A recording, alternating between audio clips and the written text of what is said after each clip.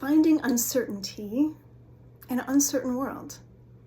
Do you find yourself feeling like everything is changing, can't hold on to it, maybe more afraid than you've been, and just kind of confused on how things are and what you actually can do about it? If so, today is for you. Hello and welcome to Say Yes to You and Why You Don't. For women who are great, it's saying yes to others, but not always as great. It's saying yes to themselves, but are ready to make the shift. I am Claudia Braun Mindset and lifestyle coach, an EFT practitioner for women ready to start saying yes to themselves.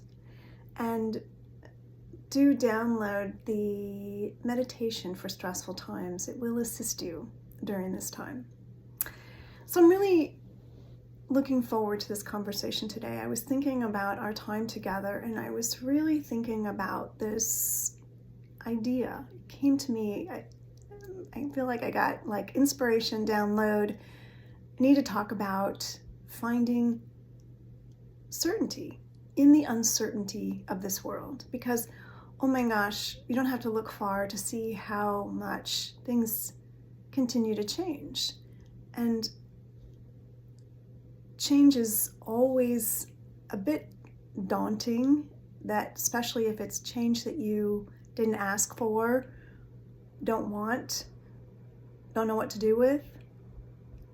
Or if you're looking out into the world and you're seeing things changing around you and you don't like them, and not necessarily certain how it affects you, but aware of feeling maybe fear around changes that are happening. So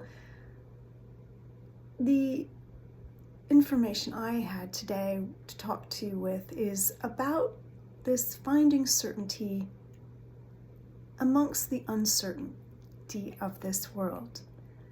Because I know, that this world is constantly changing. They say the only thing you can be certain of is change. And I know in my life in the last 6 months, there's been great change, none of which I necessarily would have asked for. And yet, always the reminder that in the change and uncertainty, there is certainty. And that's where your power lies.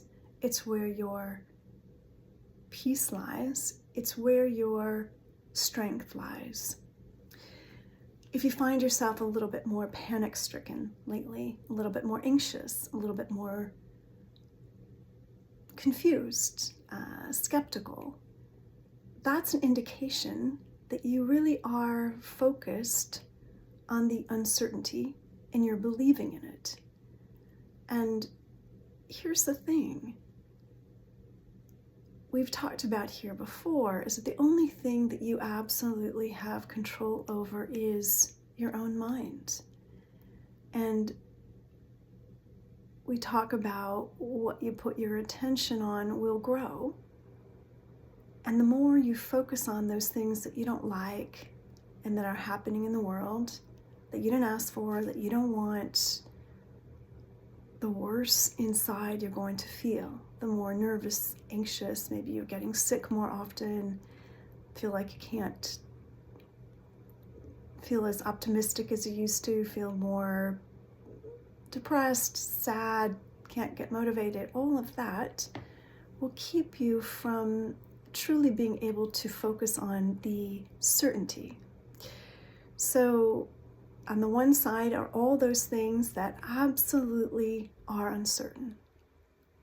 And then on the other side are all those things that absolutely are absolutes, certain, and guaranteed.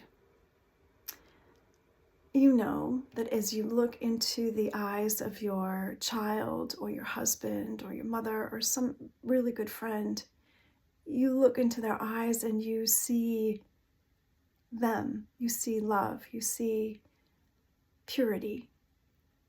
And it is those kinds of focuses that will support you and guide you during this time. This is a time truly of deepening your faith, of deepening your commitment to those things that are certain at this time. Over time, what we know we can count on is our commitment to our spiritual practice, our commitment to those things that are eternal, which is our creative essence, which is our inner strength, which is our inner guidance, our inner connection. We look around and yes, you can see things in the world that you don't particularly want, but you could also look around and see, even in this cold place that we happen to be living in, if you are in anywhere near Chicago, there's still beauty. There's beauty in the sky. There's beauty in the cold. There's beauty in the snow. There's beauty in the stillness. There is something so strengthening about that. When I was a kid, I used to walk around a lot in our neighborhood. There's a lot of big trees, oak trees, and I remember just touching the trees and really just standing by the trees and feeling so much comfort. And just like that, there is so much comfort and strength by holding on to those things which are eternal.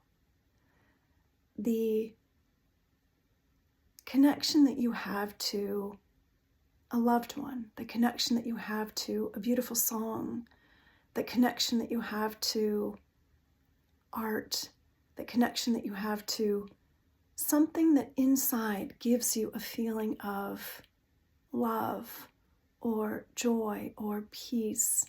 Looking at a beautiful piece of art or looking at colors or feeling the smoothness of your skin or feeling the touch of a loved one. All of those things can help you feel more connected and grounded at this time, which is why I offered up the meditation during stressful times, because the more you can do to develop your relationship within yourself, the more you're going to feel your own ability to navigate these choppy waters. When you are focused on the external to give you comfort and strength, you're going to feel as if you are being pulled around on these choppy waters.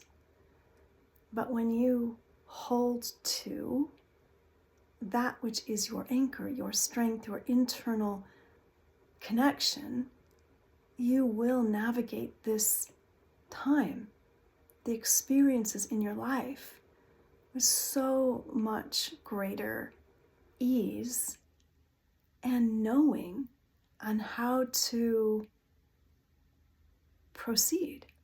Because things are going to come up that maybe you've never experienced before. Throughout your life, changes are going to happen. You're going to have to figure out how to navigate it. And when you're constantly reacting to things in that you don't like it, pushing against it, it's just going to make your life so much harder. And you're going to feel so much of that pulled around instead of feeling like, regardless of what's happening, you are more in a position of choice. And that's why holding on to these internal feelings, these internal connections to that which gives you strength and the ability to move through these challenges with grace and ease. And that truly is the key to being navigating these uncertain times with greater certainty. I remember when there's a number of things that come to mind, but I was thinking about many years ago, I was married and I got divorced. And I remember when I was going through that experience, and I remember thinking how I never would have thought this was going to happen. And it had never happened before, so I obviously didn't know how to navigate it. But my internal decision was to go through it with a lot of love and strength and courage and peace and love for myself and my ex-husband. And that was a decision that I made. And I know that that internal decision made the absolute difference into how that experience transpired in my life. I could have done a lot of reacting because, any person who's gone through a divorce knows that it doesn't bring out necessarily the best in each other. And I know that our experience was exactly what I've wanted, given that we both decided we weren't going to do the rest of our lives together. We had an opportunity on how we were going to move through this aspect of our relationship together. And that was such a great teacher for me, because it showed me, regardless of what is going on, this commitment that I make to not react to people, situations, or things is going to allow me to have grace regardless of what is going on. And I always tell my clients to really embrace these practices, especially when life feels kind of humdrum, because if you take the time to do it now, it's when things get even more ramped up, you're going to feel like you've been training and you're ready. And that's the thing, is that we are in a time in the world where things feel perhaps more uncertain, or maybe you can look back in history and say it's not any different than it's ever been. But we're here, and perhaps it's different than it's been in your own life. And so you see uncertainty and you feel internal uncertainty. And that is the power that you have for yourself, is to decide how you want to go through it. And when you're reacting to everything that's happening outside of you, you're going to feel that internal misery as a result. And that's a question to ask yourself is, do you like that feeling? And do you want to continue it? Because if you don't, that is giving you the indication that now's the time. We're in the first month of 2026. What a perfect opportunity to have as part of your decision for yourself and how you create 2026 is that it's about changing the internal game.